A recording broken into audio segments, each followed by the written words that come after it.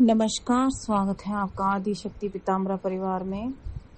आज हम इस वीडियो के माध्यम से एक व्यक्ति के सत्य घटना के अनुभव शेयर करेंगे और उनका नाम करमचंद है, उन्होंने बताया हुआ, और ये सच्ची घटना है। अगर आपको यह वीडियो अच्छा लगे तो लाइक और शेयर करें।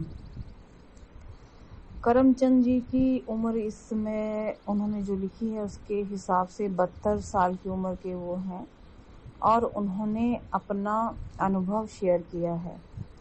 उन्होंने लिखा है, एस.के. ठाकुर गुरु जी को नमस्कार। मैं आपके बारे में ज़्यादा नहीं जानता हूँ, लेकिन आपके वीडियो ज़्यादातर देखता हूँ। बहुत सारे धार्मिक चैनल यूट्यूब पर हैं, लेकिन आपका चैनल मुझे बहुत अच्छा लगा, इसलिए आपका कोई भी वीडियो आता हूँ तो समय निकालकर मैं देखता रहता हूँ। मैं आपको अपने विषय में बताना चाहता हूँ कि मैं आर्मी में भर्ती हो गया था अपने 16 साल की ही उम्र में, और मैंने आर्मी में अपनी सेवाएं दी हैं। मैं आपको अपने जीवन की एक सत्य घटना बताना चाहता हूँ। चाहे ये मेरा भ्रम हो, चाहे सत्य घटना है, चाहे कुछ भी है, पर ये मेरे साथ हुआ है और ये कोई सपना नहीं है। मैं इसे आपके चैनल पर भेज रहा हूँ, आप अपना वीडियो बनाकर बताएं। यानी कि ये कह रहे हैं कि अपना वॉइस में इसका वीडियो बनाएं। मैं आर्मी में अपनी सर्विस 16 साल से दे रहा हूँ। मैंने आर्मी में एक साधारण सिपाही भर्ती हुआ था और आगे से आगे मेरा रैंक बढ़ता गया। अब मेरी उम्र 72 साल हो चुकी है। अब मैं आर्मी से कब का रिटायर हो गया हूँ। मैं और मेरी पत्नी जो हैं यूपी में निवास करते हैं। मैं आपको अपने जीवन का एक सत्य घटना लिख रहा हूँ।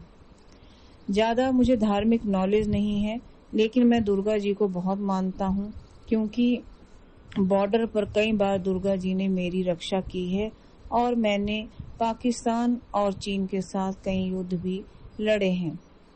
मैं बता रहा हूँ आसाम के उन जंगलों की बात जहाँ पर वहाँ मेरी ड्यूटी थी, और ड्यूटी में कई दिनों तक हमें जंगल में रहना पड़ता था, और कभी हालात ऐसे हो जाते थे कि खाना समय पर भी नहीं मिल पाता था, क्योंकि उसमें आर्मी में कुछ ऐसा ही चल रहा था। ज़्यादा मैं इसके बारे में नहीं लिखूंगा, घटना लिख रहा हूँ। आर्मी में मैं और मेरा दोस्त ड्यूटी कर रहे थे जंगल में। जंगल में हम एक बंकर बना करके रह रहे थे और हमारे पास खाने पीने की चीजें जो हैं वो कम होने लगी। तो मेरे दोस्त ने कहा, यानी जो मेरे साथ ड्यूटी पर तैनात था, उस सिपाही ने मुझे कहा कि तुम जाओ और वहां जाकर हमारे लिए कुछ खाने का सामान ले आओ, मैं ड्यूटी करता हूँ। जो आर्मी एरिया था वहाँ पर इन्होंने कहा कि वहाँ से जो सामान है खाने पीने का वो लेकर आए, और इनको कहा कि आप लेकर के आओ, मैं ड्यूटी करता हूँ।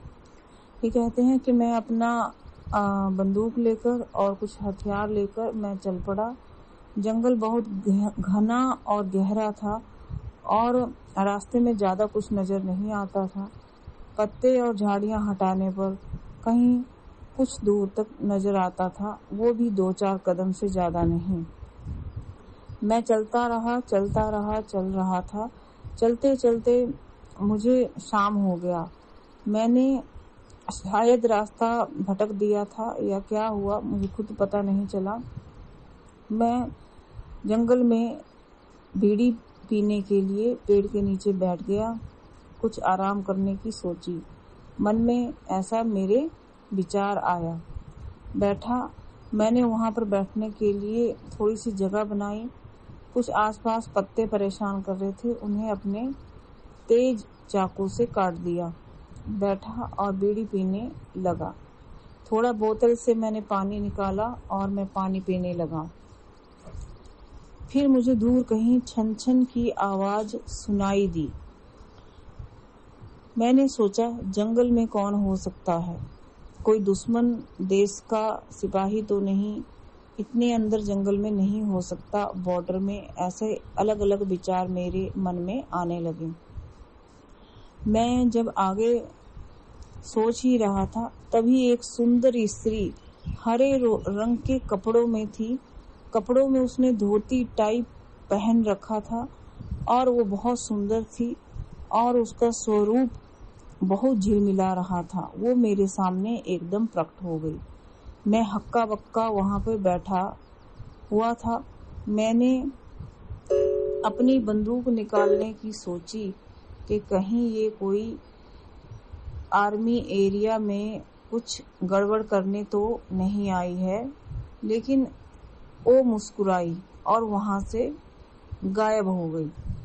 मेरा तो सिर चकरा गया कि ये क्या हुआ, क्या मैंने कुछ देखा या नहीं देखा, या मेरा भ्रम हो गया। मैं वहां से उठा, अपना बैग उठाया और अपनी बंदूक उठाई और आगे बढ़ने लगा। तो वही स्त्री कुछ दूरी पे खड़ी मुस्कुराती नजर आई। उसने हरे रंग की धोती, हरे रंग का दुपट्टा ओढ़ रखा था और उसके बदन पे कुछ गहने भी थे और वो बहुत सुंदर थी देखने में। मैं चलता रहा। मैं जहां भी जा रहा था उसकी कुछ दूरी पे वो नजर आ रही थी। फिर मैंने सोचा पूछ ही लूं कौन है। मैं उसकी तरफ बढ़ा तो वो गायब हो गई। मैं समझ गया कि कोई छल है, माया है। जंगल में कई तरह की माया रहती है। मेरा दुर्गा देवी में बहुत विश्वास था। मैंने दुर्गा चालीसा पढ़ना शुरू कर दिया और पढ़ते पढ़ते अपना रास्ता नापने लगा। जब मैं कुछ दूरी पे पहुंचा तो वही लड़की फिर मेरे सामने आ गई और उसने मेरा रास्ता रोक लिया और मुस्कुराने लगी। मैंने पूछा तुम कौन हो? तो उसने कहा मैं राक्षस कन्या हूँ। मैंने कहा ये राक्षस कन्या क्या होती है? उसने बोला मैं राक्षसों की पुत्री हूँ और मेरी उम्र 16 बरस है। मैंने कहा तुम 16 बरस की तो नहीं लगती हो, क्योंकि वो युवती लग रही थी। 16 बरस की तो बच्ची ही होती है, लेकिन वो 25-26 के आसपास लग रही थी। उसने बोला कि तू मूर्ख है, मेरी उम्र का अंदाजा नहीं लगा सकता। क्या मैं तुझे 16 बरस की नहीं लगती? तो मैंने कहा नहीं, तुम मुझे 25-26 बरस की लग रही हो। ये बताओ इस जंगल में क्या कर रही हो? तो उसने कहा मैं राक्षस कन्या हूँ और मेरी उम्र 142 साल 142 ईयर है। मैं सुनकर हैरान रह गया। मैंने सोचा मूर्ख बना रही है। मेरी माइंड गर्म होने को था। मैंने कहा जल्दी बता, नहीं तो शूट कर दूंगा।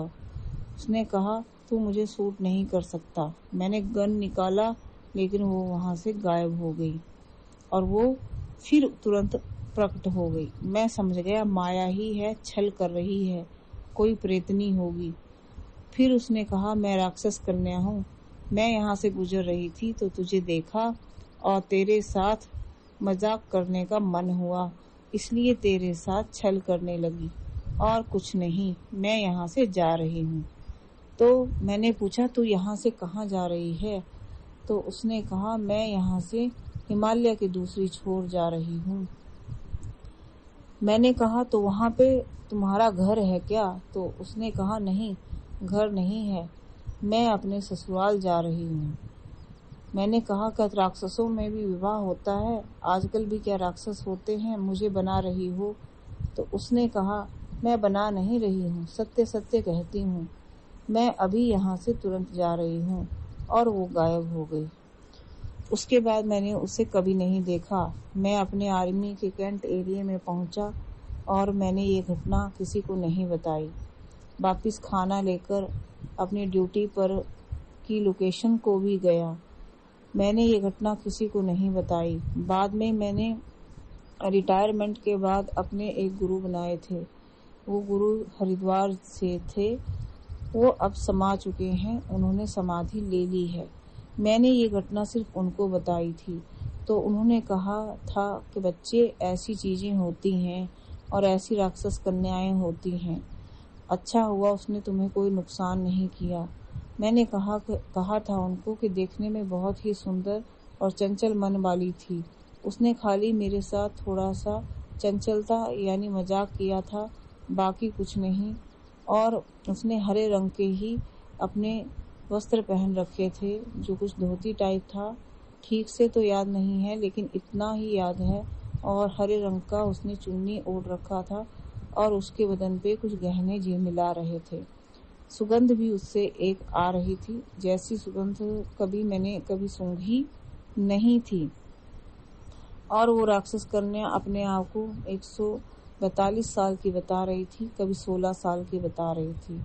तो मेरे गुरुजी ने बताया था कि हाँ, इतनी उम्र की क्या, इससे ज्यादा उम्र की राक्षस कन्याएं होती हैं, लेकिन वो 16 वर्ष की ही नजर आती हैं।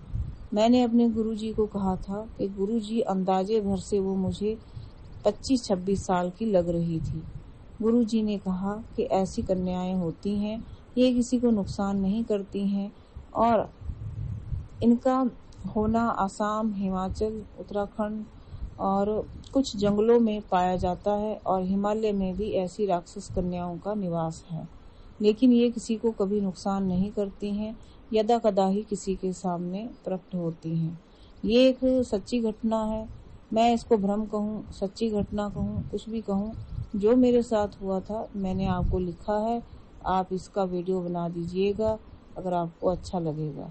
और आपका चैनल अच्छा है, यूं ही काम करते रहिए। आपका काम मुझे बहुत पसंद आया, आपके दर्शनों का अभिलाषी। और मैं आपको अपने राम साधना के भी अनुभव बाद में शेयर करूंगा। आपको बहुत बहुत नमस्कार।